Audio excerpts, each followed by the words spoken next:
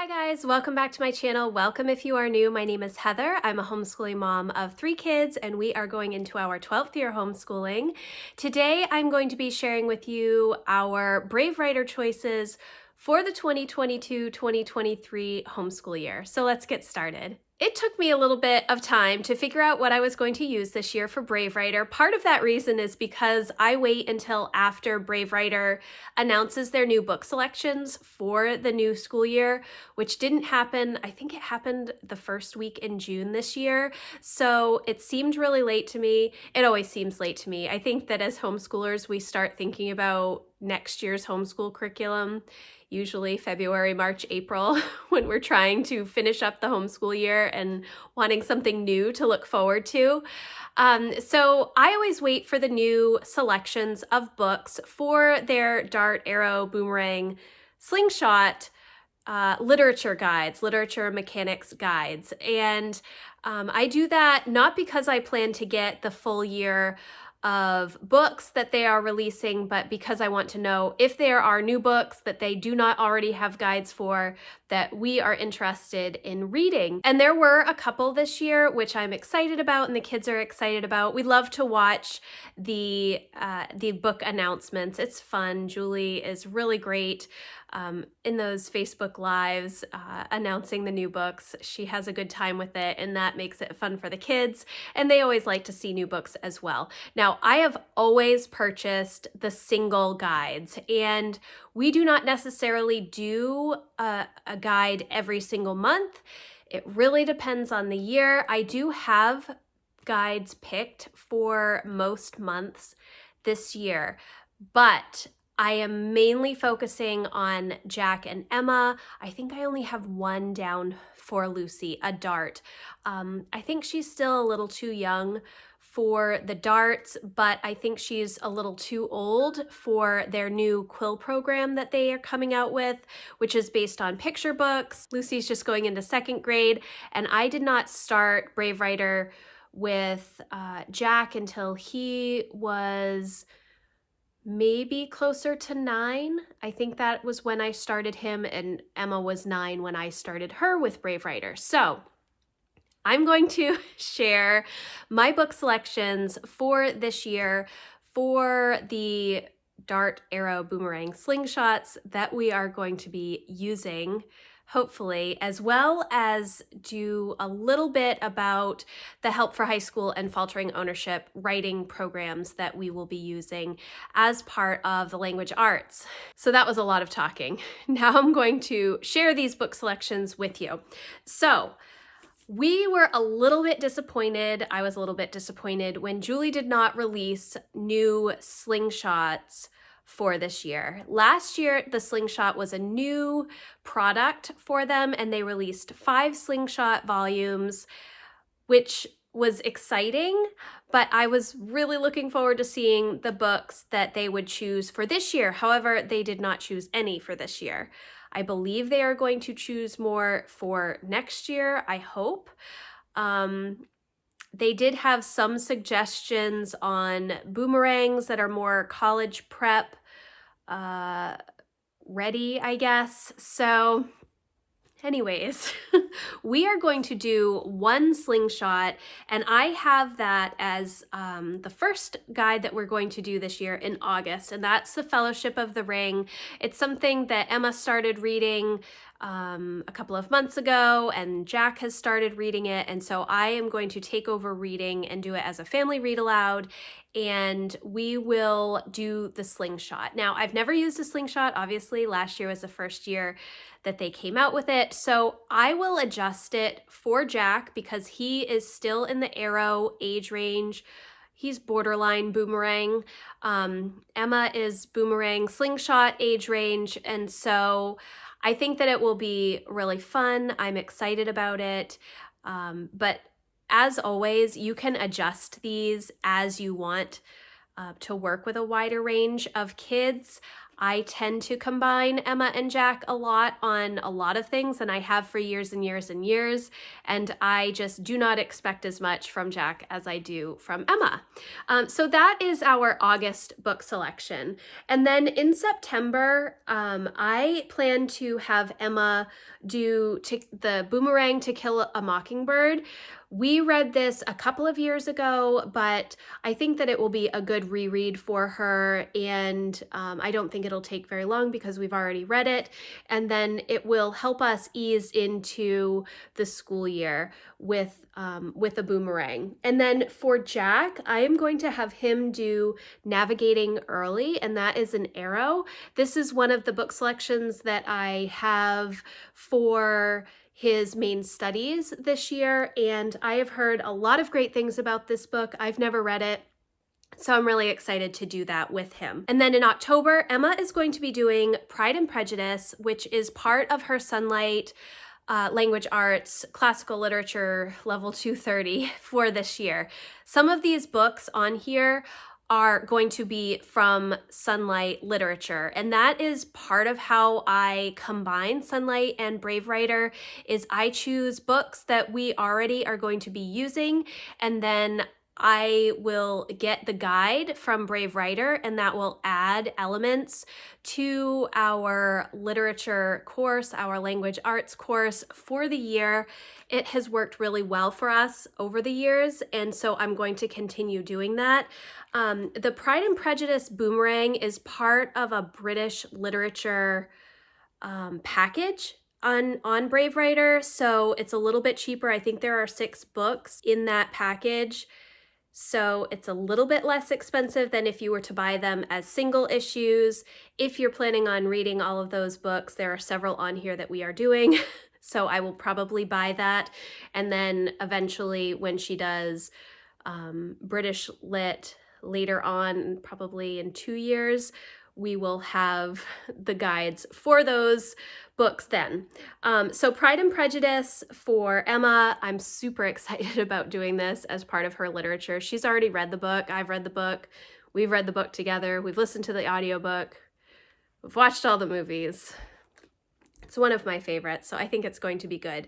And then I have for Jack, Number the Stars. This is a book that I have him reading this year, and it is a Boomerang. So we will have to see how it goes, if it is too much for him, or if I just need to adjust the copywork down a little bit, copywork and dictation, but he will be reading Number the Stars anyways, so I will get this guide and we will see how it goes for him to use a Boomerang, because he's just, he's going to be 12, and I think Boomerangs are aimed at like 13 to 15 is the age range. I think that he will be fine with it. It will just depend on how interested he is in the book. And, but he usually really enjoys all of the discussion that we have with the arrows and boomerangs. So I think it will be okay. The only thing I'm questioning is the copywork, the level, the amount of copywork. And then in November and December, I do not have anything for the kids for Brave Writer. I'm looking at my themes, and I'm still doing my year plan. It takes me a long time to get through all of this stuff. But I don't have anything in November and December. I think I might be doing some gather round mini units. We will see. Stay tuned. I know. I like to combine lots of things in my videos. Okay, and then in January, Jack and Emma are both going to be doing the new Boomerang for this year, which is the Odyssey, and I believe it is a graphic novel. I think they will both really enjoy it. They like all of the Greek mythology, so I think that will be good. And then for Lucy, we are going to do the Trumpet of the Swan, and this is a dart that I already own.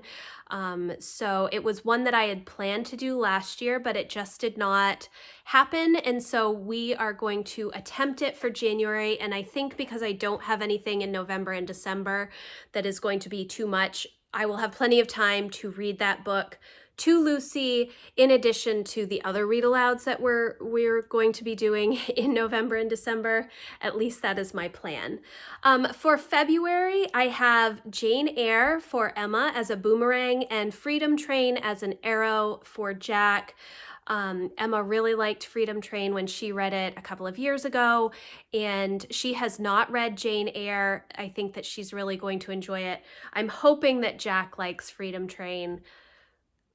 Like I say in every video, I struggle picking books for Jack, but I think that that will be a good one for February for him. In March, I have Pilgrim's Progress, which is a boomerang that Emma will be doing, and I'm actually thinking that I'm going to get, there's like a junior version or a youth version of Pilgrim's Progress that we do not have, but I have seen a lot of people talk about it.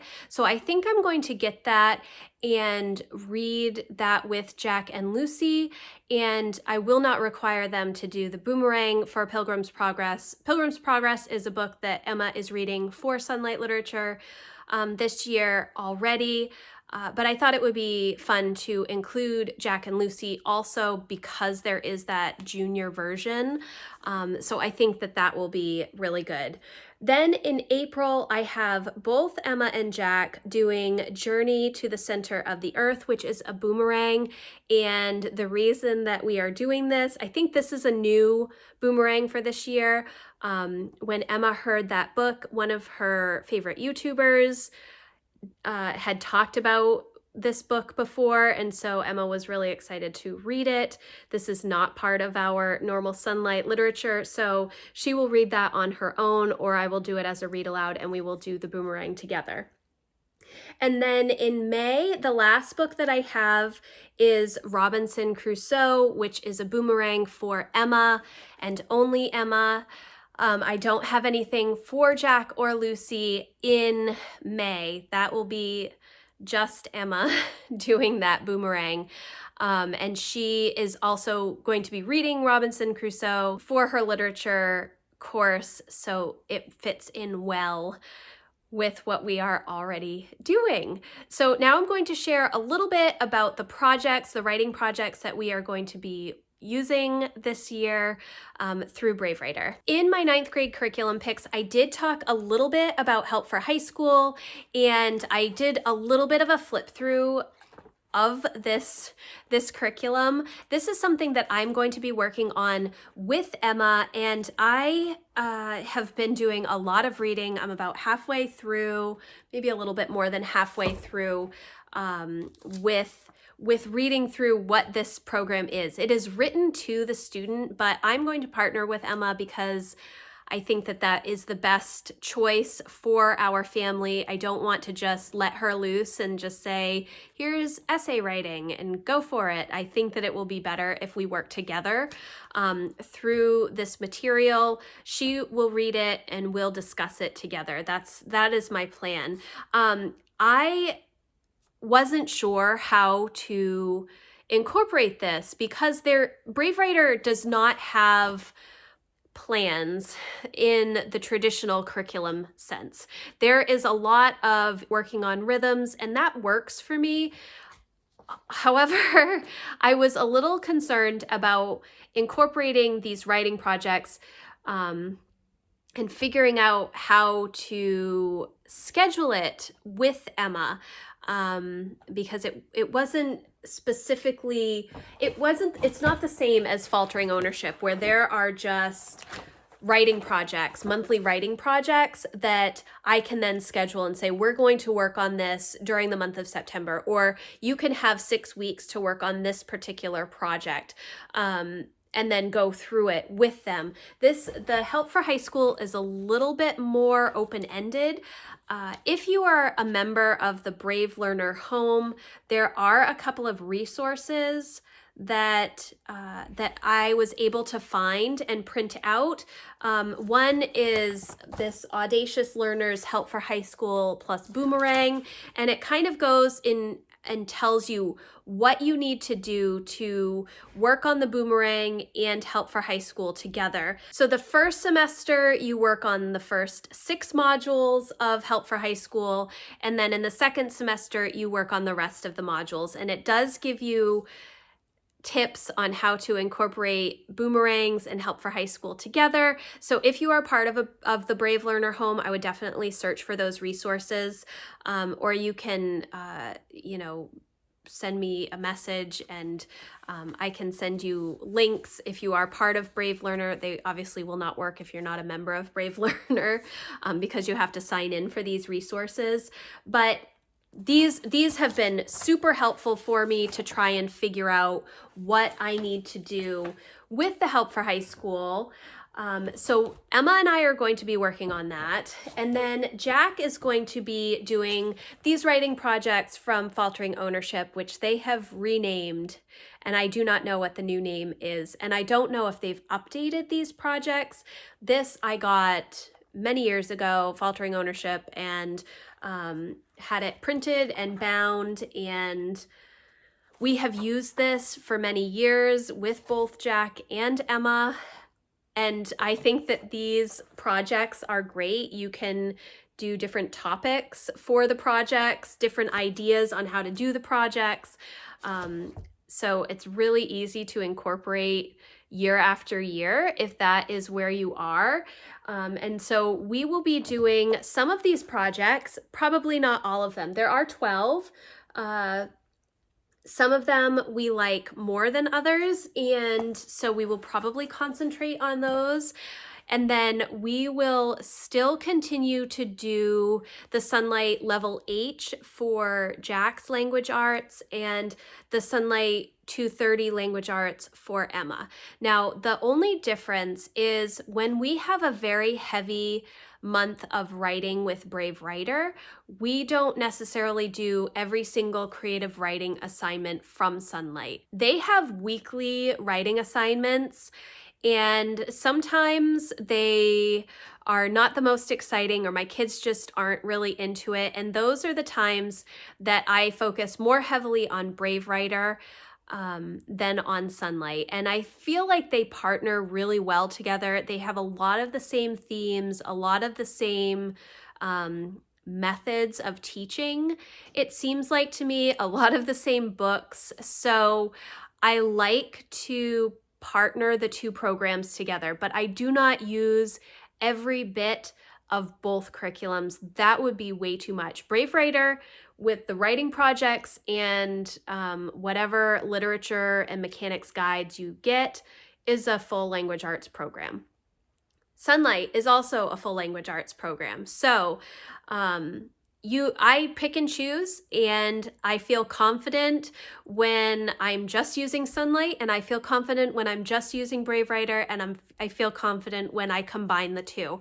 So it really depends on your family, what will work best for you.